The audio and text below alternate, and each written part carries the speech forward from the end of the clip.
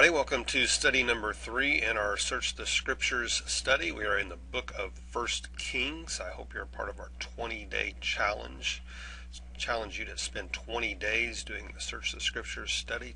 Doing something for 20 days in a row supposedly develops it into a habit. Can't think of a better habit than studying God's Word. And in this study 3 in 1 Kings today, we are going to look at 1 Kings chapter 3 and chapter number 4. Chapter number 4 has a whole host of really difficult names to pronounce, so hopefully we'll do a decent job trying at least to pronounce those names.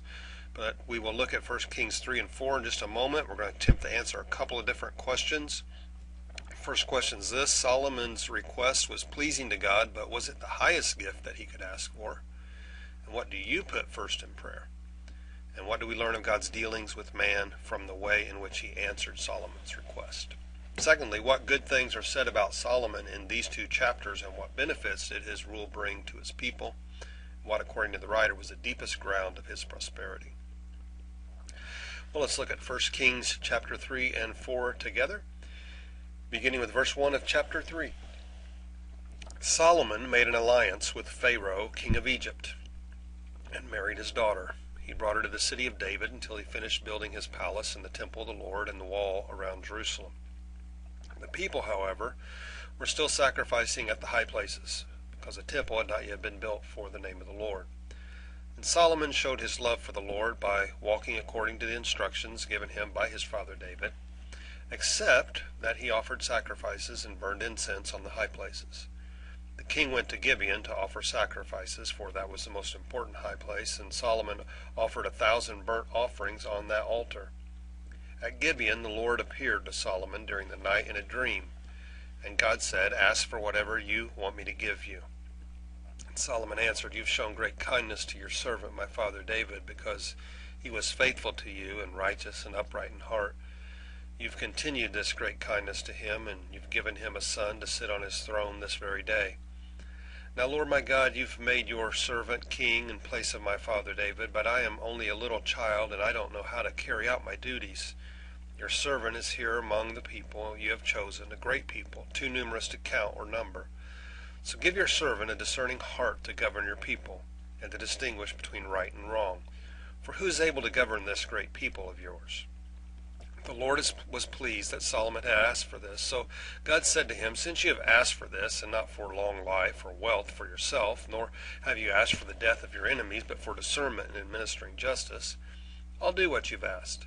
I'll give you a wise and discerning heart, so that there will never have been anyone like you, nor will there ever be.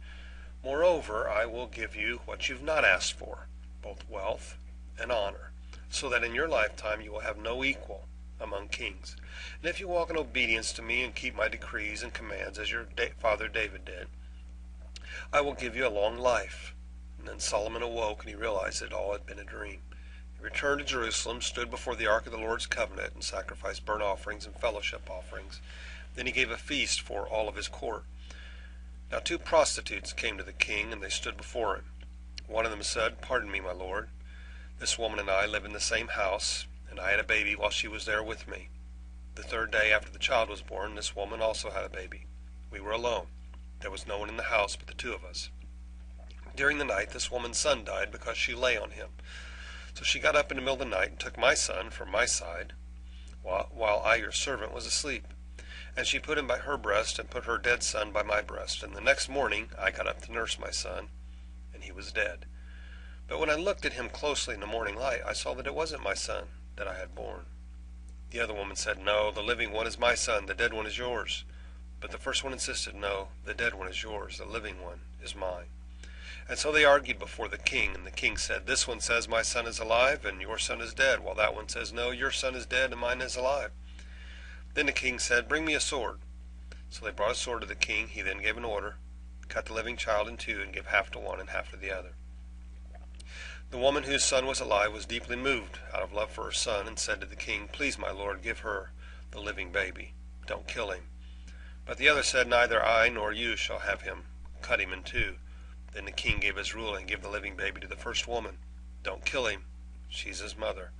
When all Israel heard the verdict the king had given, they held the king in awe because they saw that he had wisdom from God to administer justice. 1 Kings chapter 4.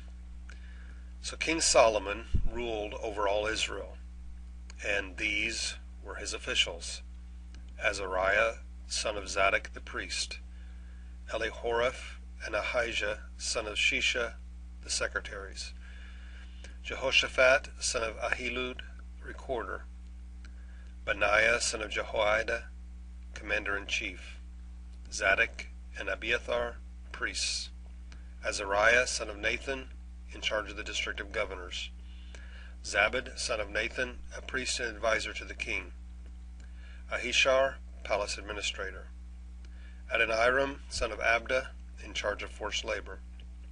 Solomon had 12 district governors over all Israel who supplied provisions for the king and the royal household. Each one had to provide supplies for 1 month in the year, and these are their names: Ben-Hur, not Charlton Heston, in the hill country of Ephraim; Ben-Decker in Makaz, Shaalbim, Beth-Shemesh, and Elon Bethshanan. Verse 10, Ben-Hesed in Arubath; Soko and all the land of Hefer were his; Ben-Abinadab in Naphath-Dor, he was married to Taphath, daughter of Solomon; Baanah, son of Ahilud, in Taanach and Megiddo, and in all of Bethshan, next to Zarathan, below Jezreel; from Bethshan to Abel Meholah, across to Jokameam; Ben-Geber in Ramoth-Gilead; the settlements of Jair, son of Manasseh, in Gilead were his, as well as the region of Argob in Bashan and its 60 large walled cities with bronze gate bars; Ahinadab, son of Edo, in Mahanaim; Ahimaaz in Naphtali, he had married Basemath, daughter of Solomon. I don't know if that's like that new math they teach in 3rd grade or not. Basemath, get it? Okay, verse 16, Baanah, son of Hushai, in Asher and in Analoth; Jehoshaphat, son of Paruah, in Issachar; Shimei, son of Elah, in Benjamin; Geber, son of Uri, in Gilead, the country of Sihon, king of the Amorites, in the country of Og, king of Bashan. He was the only governor over the district. Now, I hope you got all those names. Verse 20, the people of Judah and Israel were as numerous as the sand of the seashore. They ate, they drank, and they were happy. And Solomon ruled over all the kingdoms from the Euphrates River to the land of the Philistines, as far as the border of Egypt. These countries brought tribute and were Solomon's subjects all his life. Solomon's daily provisions were 30 cors of the finest flour and 60 cors of meal, 10 head of stall-fed cattle, 20 of pasture-fed cattle, and 100 sheep and goats, as well as deer, gazelles, roebucks, and choice fowl. For he ruled over all the kingdoms west of the Euphrates River, from Tifsah to Gaza, and had peace on all sides. During Solomon's lifetime, Judah and Israel from Dan to Beersheba lived in safety, everyone under his own vine and under their own fig tree. Solomon had 4,000 stalls for chariot horses and 12,000 horses. The district governors, each in his month, supplied provisions for King Solomon and all who came to the king's table.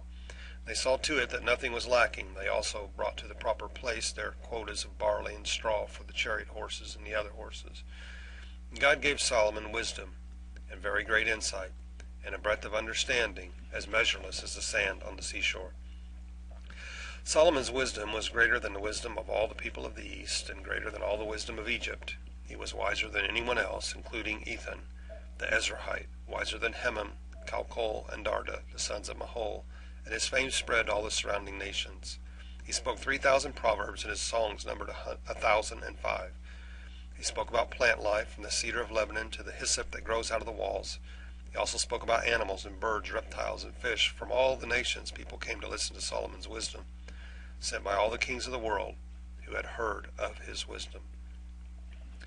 Question 1. Solomon's request was pleasing to God, but was it the highest gift that he could ask for? What do you ask for first in prayer? And what do we learn of God's dealing with man from the way in which he answered Solomon's request? Well, Solomon asked for wisdom to rule the people, rather than asking for wisdom to discern the law of God. But, I can't fault him for that, because you can't rule in wisdom without discerning God's law. So I would say, really, in a roundabout way, Solomon did ask for the very best gift from God. It's one of those dilemmas, like, let's say you found a lamp, and there was a genie in the lamp. No, I don't believe in genies and lamps, but if you did, you know the age-old question, you get 3 wishes, what do you wish for? And how do you not blow your wishes? Well, I think the very best wish to ask for first is the wish for wisdom to make the right decision on the next 2 wishes. That's basically what Solomon is doing here. If he asked for wisdom to discern how to rule the people of God, he's in essence asking for godly wisdom. He wanted to rule in a way that would be pleasing to the Lord. I ask God for wisdom all the time. It's what leaders need. There's no greater gift to ask for as a leader than the gift of wisdom. But when you ask for a gift like wisdom, you have to realize it doesn't come easily. Failure is the seed that grows the tree that bears the fruit of wisdom. You got to fail a lot to become wise. Second question, what good things are said about Solomon in these 2 chapters, and what benefits did his rule bring to his people? And what, according to the writer, was the deepest ground of his prosperity? Solomon's wisdom was unparalleled, and the peace that his people enjoyed had never been equal. He was a brilliant administrator that dabbled in poetry and songwriting and botany and biology, while at the same time he had this realization that the secret to peace was a very strong army and military presence, 4,000 stalls for chariot horses, plus 12,000 horses on top of that. The secret to peace is a military so strong that you never have to use it. The Reagan doctrine that he got from Solomon, apparently. Solomon would definitely, in my estimation, have been the Jeopardy champion, and everybody knew it. You may not exactly be a Jeopardy champion, but if you ask God for wisdom, the Bible says he'll give it to you. If any man lack wisdom, let him ask of God. It says in the book of James. I hope you're gaining wisdom from studying God's Word. I know you are if you're faithful in doing it. Hope you're having a great day so far. May God richly bless the rest of your day.